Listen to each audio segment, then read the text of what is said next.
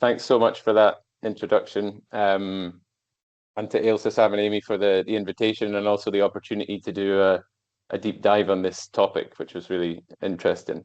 I think you've done just such a good job there of setting out, the aim, Lisa. And as we were discussing the other day, community wealth building is it's part of the toolkit for achieving that well-being economy. And I think, the conclusion that we've come to over the course of this project, looking at onshore wind repowering, is that, within that toolkit, this is, I don't know, if solar panels on leisure centres are the sort of Tesco screwdriver that breaks after the third time you've used it, then onshore wind repowering is like the hulking Makita power tool. If we're going to do anything in community wealth building, this is potentially the most viable and consequential thing that we can do. So the project, as I mentioned, was commissioned by Inspirawa with support from HI, and we were asked to look at opportunities for community and municipal ownership of repowered wind farms with a focus on Argyll and Bute. And as you can see with these graphs on the left-hand side from Community Energy Scotland, the reason this is important is because if we don't repower wind farms, so these are wind farms which are 20, 25 years old, they're either coming towards the end of their operational life from a technical perspective, or their lease, the permission that they've got for the piece of land that they're on is coming to its end. So if we don't repower, you're talking about 9 gigawatts of lost clean power generation across the UK, and up to 100% of community generation capacity in Scotland being lost by 2040. So it's really important for climate goals that we do repower these wind farms. And it's also a kind of once in a generation opportunity to diversify ownership and, really have a good look at who these projects are serving. I would flag briefly as well, I just chucked this in as you were talking actually, Lisa, around the idea of hope. And I think we should take hope from some of the existing projects. This was a prior piece of work that Equitable Energy did, looking at case study projects across the Highlands and Islands. And, whether it's North Yell in Shetland, or the council wind farms that are under development in Orkney, or Point and Sandwich Trust in Lewis, there's some really good examples out there that show the really transformational impact that these kind of projects can have. So while that's become more difficult in recent years, I think we should take some hope from that.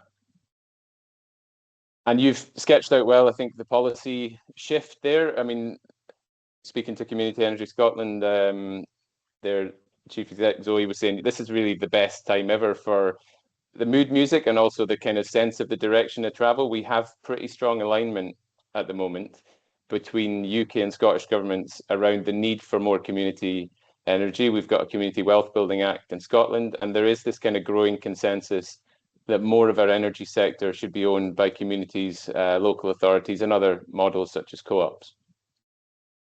Unfortunately, this is where we are today. So this shows the growth of onshore wind capacity in Scotland from the installation of the first commercial project in the mid-90s up until 2026 today. So we're focusing here on onshore wind because it's the largest renewable generation sector in Scotland. Offshore wind is catching up, maybe just about to pass it, but this is really the biggest opportunity when it comes to renewables in Scotland. We have far more onshore wind capacity than anything else, and about 90% of that capacity is in private or commercial ownership.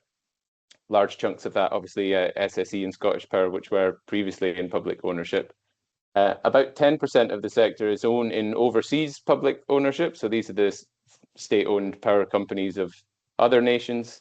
And around 1% of it at the moment is in community and local authority ownership. So to go back to this point about the story and the metrics, Lisa, if we had one metric and it was growing that tiny green sliver into a sizable segment that was, about the same size, for example, as the overseas public ownership, that would be, an absolutely huge achievement. And the risk here is it's the kind of window dressing risk or mood music risk. We need to transform this really welcome legislation into actionable and insights and diversification of our economic system. I mentioned that this is, a once in a generation opportunity. Repowering for those of you not in the know, you basically, many of these projects might have an option to extend the life of their project. Typically, that would be done under the existing owner. But when it comes to the end of the site lease, that particularly, the wind farms on Forestry Land Scotland estate, after 25 years, typically that lease might come up for renewal. And there's an opportunity basically to redeploy new equipment on the site. And what that typically means is a smaller number of turbines of greater height and larger capacity, because wind turbine technology has come on a lot in the last 20, 25 years. You might also be looking at extending those sites and co-locating wind generation with solar battery storage. An elephant in the room here is the grid connection capacity. So whether or not you can repower a project at the existing level that you've got a grid connection to, or whether or not you can increase that. But this is the process. These are the options for repowering. Very briefly, this is just to mention, wind power is not going away. This is it's going to continue to be a crucial and cost competitive component of Scotland's energy mix. This is the levelized cost of energy and how it's dropped over time. This doesn't tell you about whole system costs like building new bits of grid and storage, but the point here is that wind power is cheap compared to other forms of generation. It's here to stay, and if communities and local authorities don't repower these projects, then almost certainly the private sector will. This graph shows how the kind of capacities come online. So the dark blue is the early projects being installed in the 90s and the kind of growth in new projects of larger capacities over that time. In light blue are the new projects which are forecast to be built. And the repowering opportunity is shown here in 3 different shades of green. That's because depending on the site constraints and the grid capacity, you might be repowering your wind farm at 100% or 200% or 300% of what's there. So there's uncertainty there in terms of the size of the prize, but you can see that it's of the order of magnitude of all of the new projects combined. So this is a huge economic opportunity for Scotland. This is just one case study example of what it might look like. This is the largest site that has repowered in Scotland so far. In Hagshaw Hill, you can see that they extended the site.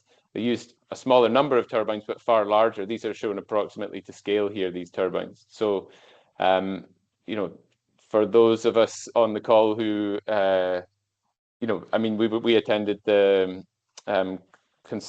Convention of Community Councils in Inverness last year, which were causing for a pause on all new energy developments. There is a lot of pushback in communities. This might not be the most palatable repowering model in every community. There is an argument in some places that have seen such a very large amount of development to repower within the existing site boundary. But this is just to give you an idea of the kind of scale that's that projects have repowered at so far.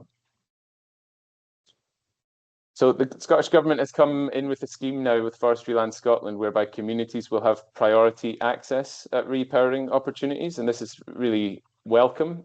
We, in this project, mapped out all of the wind farms that are on the Forestry Land Scotland estate. So these are not all the wind farms on public or community land in Scotland. This is just the Forestry Land Scotland estate. You can see there's 26 wind farms here spread across Scotland. There's a kind of cluster in Argyll and Bute, which was where we spent most time looking at, but Dumfries and Galloway, Ayrshire, also around Caithness, and a couple other locations in Scotland. You have wind farms which are wholly or partially on the Forestry Land Scotland estate. So that's the right-hand column here, the percentage of the megawatts of each wind farm that is on the Forestry Land Scotland estate.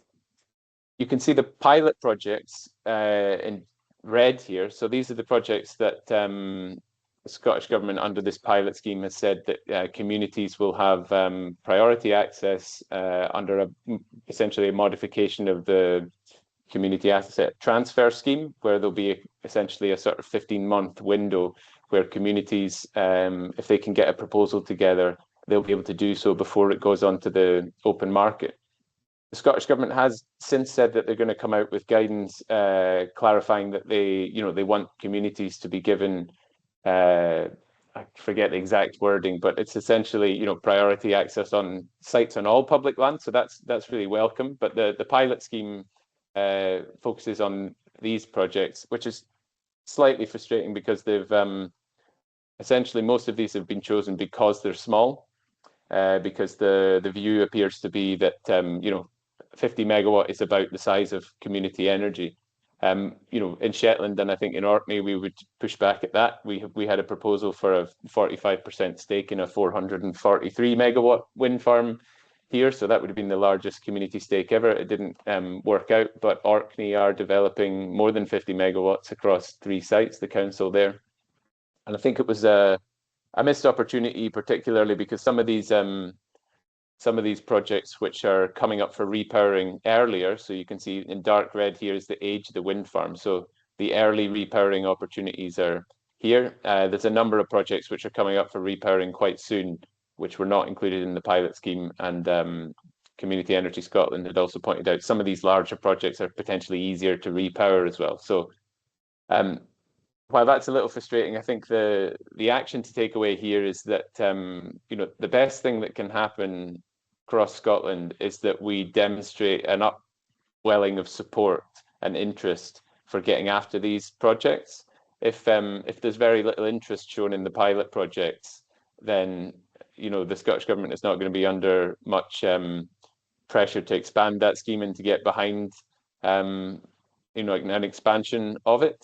I think it's really important that we demonstrate some early successes, and that means showing interest and hopefully actually converting some of these projects into community-led developments. And we'll come on to some of the barriers associated with that.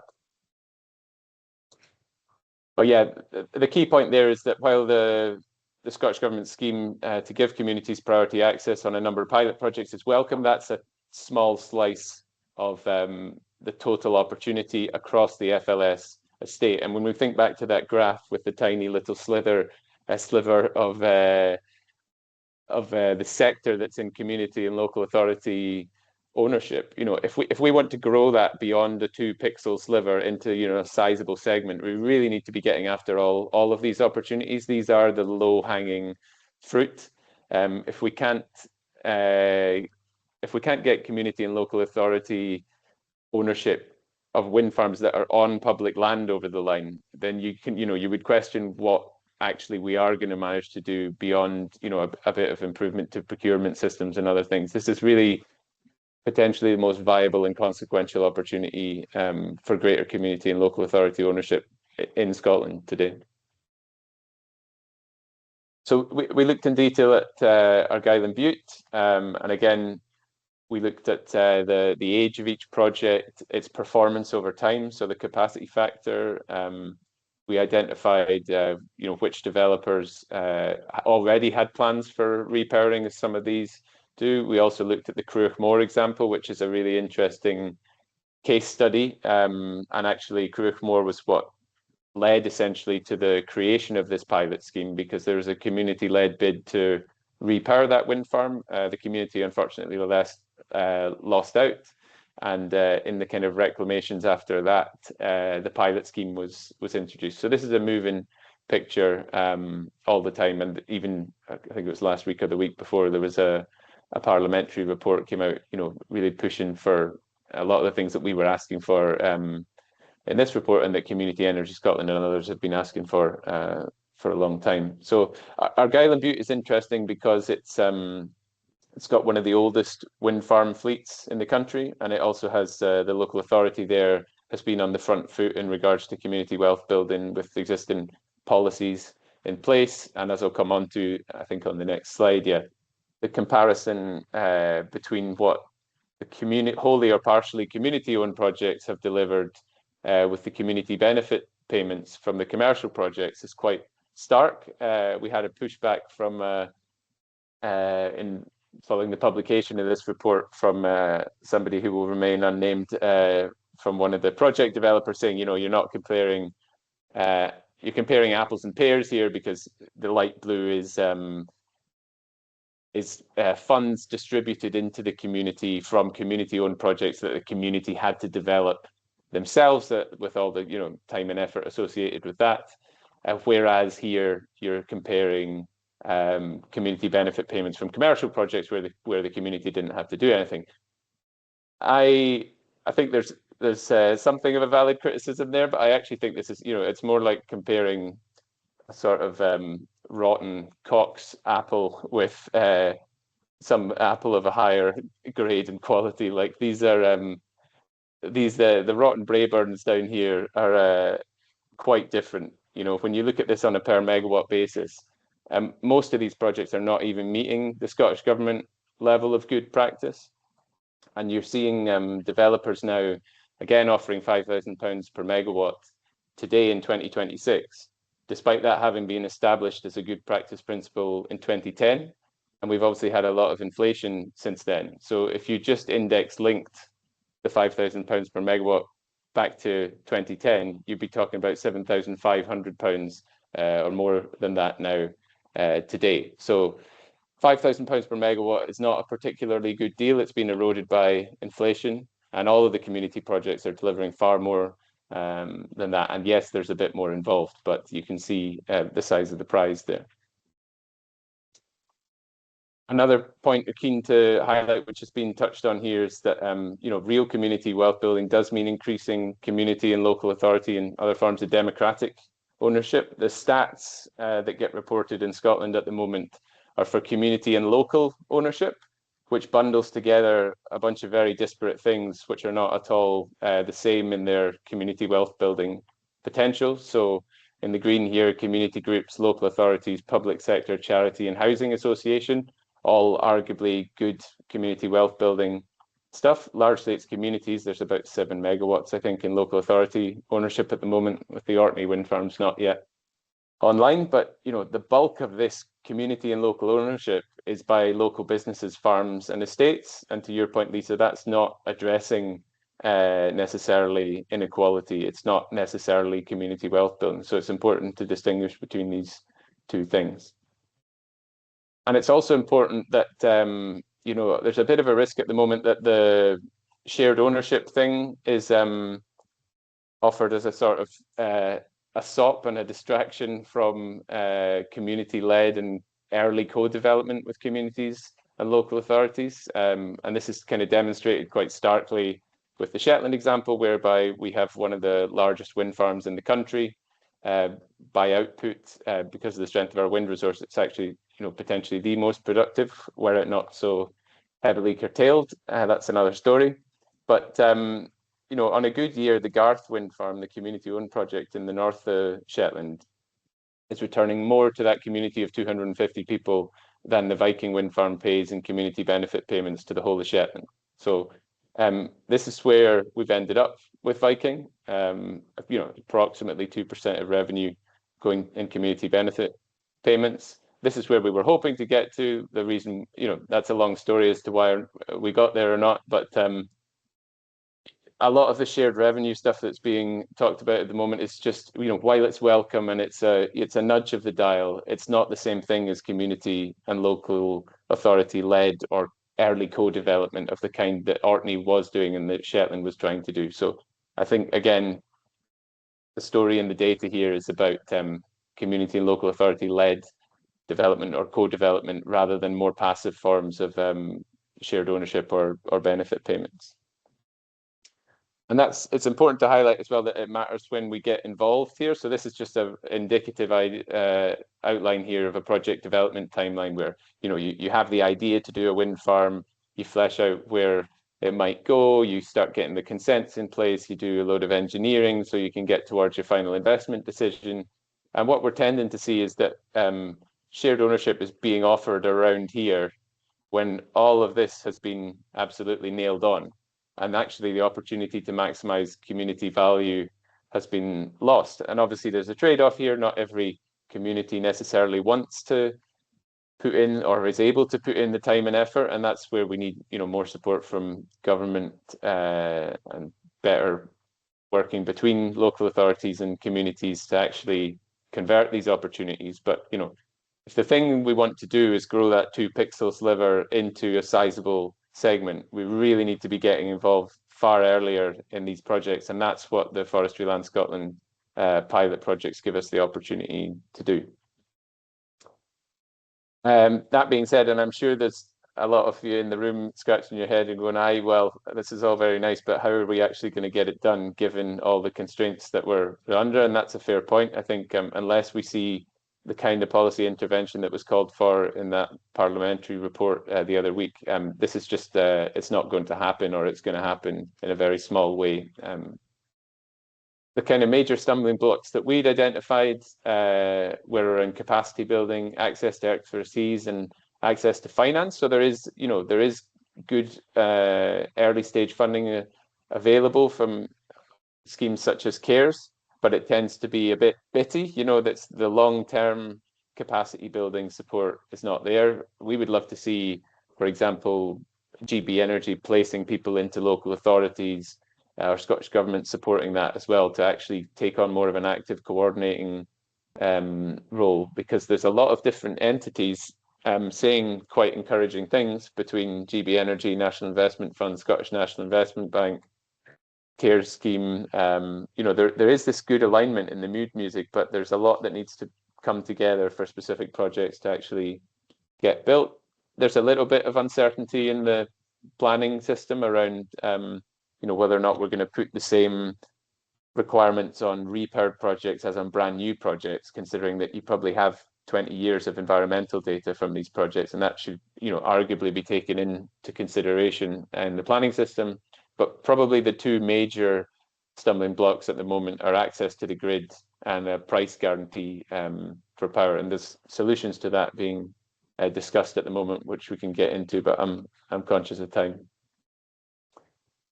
The other point we wanted to make in this report was that communities don't need to have all of the expertise. There is actually a good ecosystem now of capacity building and some finance options as well, but it's trying to get the likes of GB Energy or Scottish Government to actually corral this into one cohesive collaboration that gets projects over the line.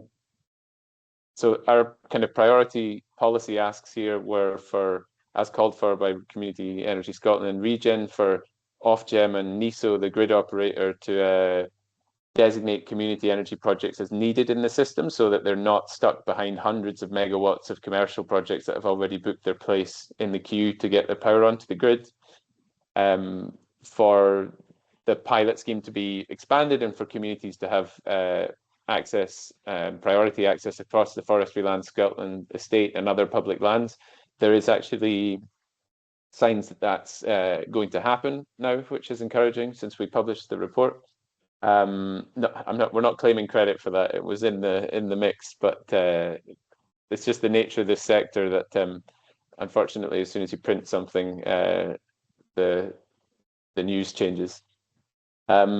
The longer term funding point I've mentioned, being able to access CARES funding for a year is great, but if you want to actually build capacity, you need longer term. An interesting thing we've done with one community in Shetland here, Bressa Development, is to use the Viking Energy Wind Farm community benefit money to fund a community energy development officer post from now out till 2030. So there's something kind of poetic about that idea, I think, of using the community benefit payments from some of the big commercial projects to fund community energy development offers to explore different models.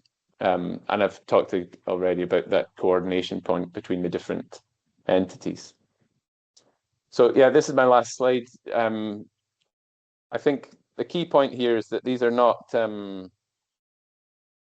this is not necessarily moonshot territory. It's if we are not able to convert these opportunities of wind farms that are operating on public land, then I really question what we're going to manage to do at all with the community wealth building legislation. There is this growing consensus that more of the sector should be community owned and local authority owned. It is, as you can see here, a tiny slice of a growing onshore wind sector that's currently in community and local authority ownership.